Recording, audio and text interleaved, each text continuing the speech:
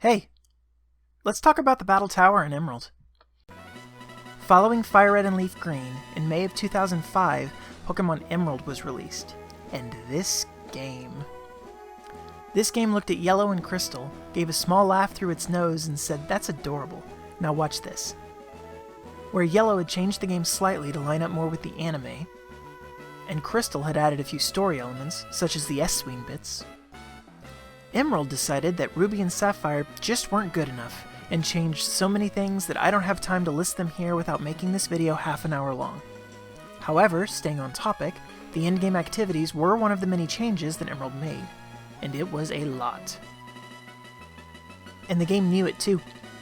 Unlike Ruby and Sapphire, or Fire Red and Leaf Green, Emerald teases you with hints and previews of what awaits you after you become the champion. In addition to the battle tents that replace 3 of the 4 contest halls, you're also accosted by a man named Scott at various points in your journey. He goes from calling you a newbie, to saying you could have potential, to encouraging you to try a new activity, to praising you for your abilities, and finally to inviting you to a sort of pet project of his. Once you hop on the SS title like he requested, you meet Scott once more. He congratulates you on becoming champion, and then says he has a place he'd like to invite someone like you, and he calls it the Battle Frontier. Rather than explaining himself, he just says you should go there and see it for yourself before leaving on the moving boat. So, as per Scott's request, you get back on the boat and ask to be taken to the Battle Frontier.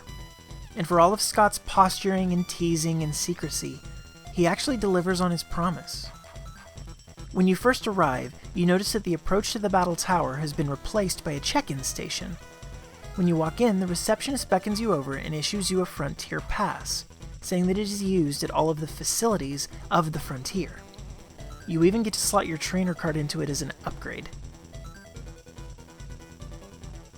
Then Scott makes himself known and welcomes you himself to the Battle Frontier, even requesting you go visit him at his quarters. Now up to this point, all you know is that the Battle Tower has been replaced by the Battle Frontier and that there are facilities. But if you go to your newly upgraded trainer card, you'll realize that the Frontier isn't just a new building or a smattering of buildings, but an entire new area with many, many things to do. Stepping out of the reception hall, you'll suddenly find yourself in a large area that you are free to explore. The Battle Frontier offered 7 different in-game facilities to challenge, each with a different way to play, and each with 2 trophies to go for. However, I don't have time to get into those here, so we'll focus on the Battle Tower specifically. The Battle Frontier facilities, while playing radically different from one another, all behave similarly to the Battle Frontier of Ruby and Sapphire, except your 2 mode choices are level 50 and open level mode. Open level mode operates similarly to how the Trainer Tower of Kanto operated, wherein your opponents will all be scaled to the highest level Pokemon in your party. However, they also carried over the choice of format from the Trainer Tower, but they expanded your options. As before, you can take on any of the facilities in single battle format, wherein trainers get to choose 3 Pokemon and then battle in one-on-one battles. And double battle format, wherein trainers get to choose 4 Pokemon and battle in 2-on-2 battles. However, the Battle Tower added 2 more formats for you to try, these being multi-battles and linked multi-battles. Each of these let you choose 2 Pokemon to battle with, and then it lets you choose a partner to run the challenge with. In multi-battles, that means getting to choose a partner from a room full of NPCs. These NPCs all tell you what Pokemon they're going to use, as well as their strategy to let you form a strong team. In linked multi-battles, you instead get to connect with someone else with a copy of Emerald and take on the challenge together. Either option puts you in 2-on-2 battles against 2 other trainers. The facilities are all run by a Frontier brain that will challenge you after 5 and 10 successful runs through their facility.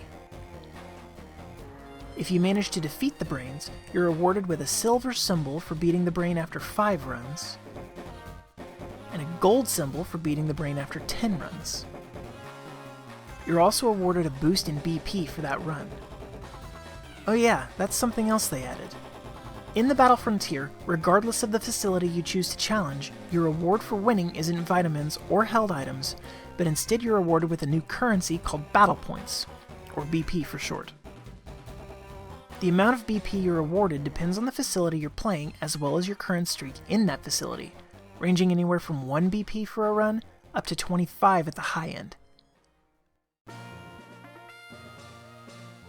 BP is exclusively won and used in the Battle Frontier, and can be exchanged at the Battle Point Exchange Service counter for things like secret base decorations, standard vitamins, and rare held items, such as the new additions of the White Herb and the Choice Band. BP can also be spent in an unmarked building to the south of the Battle Dome, where 2 move tutors live.